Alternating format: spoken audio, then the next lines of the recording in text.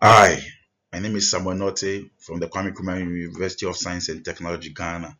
I'm here to present on the colonial art legacy and its influence in present Ghana. The arrival of the Europeans in Gold Coast started in 1471, and the first to arrive were the Portuguese. This was followed by the Dutch and the Danes and the British in 1821. The British stayed longer and they became the colonial government of the Gold Coast, now Ghana. They came actually to trade, but they came with missionaries, and the missionaries told otherwise that when they realized that the indigents could not read and write, English, they started forming schools for them. So education started in the Gold Coast. And in 1927, Sir Gordon Goggisberg, the governor then, built the Achimota School that were training students and then also art teachers. So the missionaries who accompanied these European traders made first effort to introduce Western education in the then Gold Coast.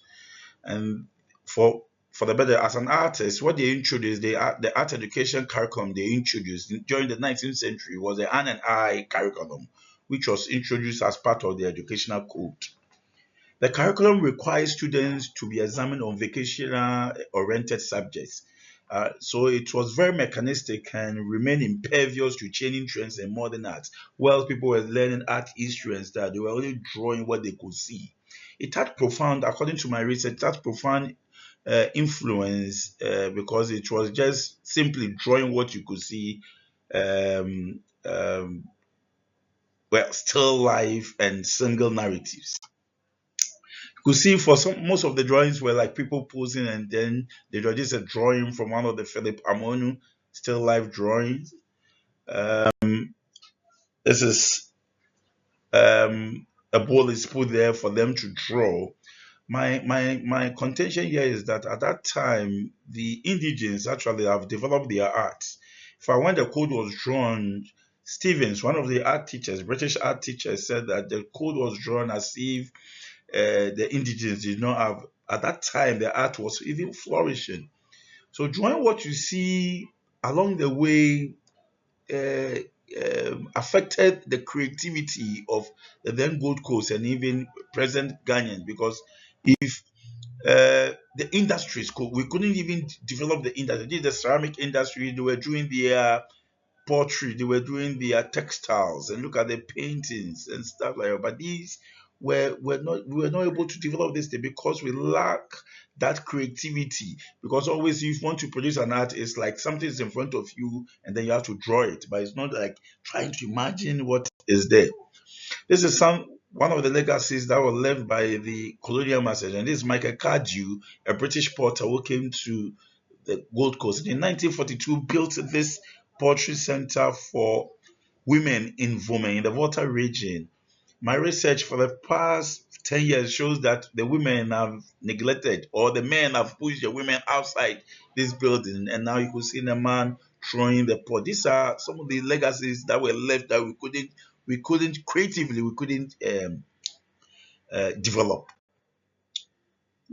I show samples here of questions that were set in 1959 for a pictorial composition, a practical art exams. And if you look at the same type of questions have been shown in 2017 and 2020, we are setting these same questions of composition. The students are restricted. They use a pineapple, use a watermelon, use a kitchen knife and compose, use this number of colors, use this number of strokes and stuff. And these, I believe, are things that limit the creativity of students. So, well, we can draw, a lot of us can draw conclusions from these that creativity is the act that brings ingenuity and stuff like that. So, if we keep on restricting students, we kill their creativity. So that art form of practice in Ghana and education, coupled with low government effort in prioritizing art and art again, should be something that should be of concern to us as artists and as ceramics that we are meeting as ceramics, we are meeting. These are things that should be of concern. From colonial times to the present, freedom of expression, art and art education continue to be the least prioritized areas of current, former, and incoming government. They give little attention to what we do.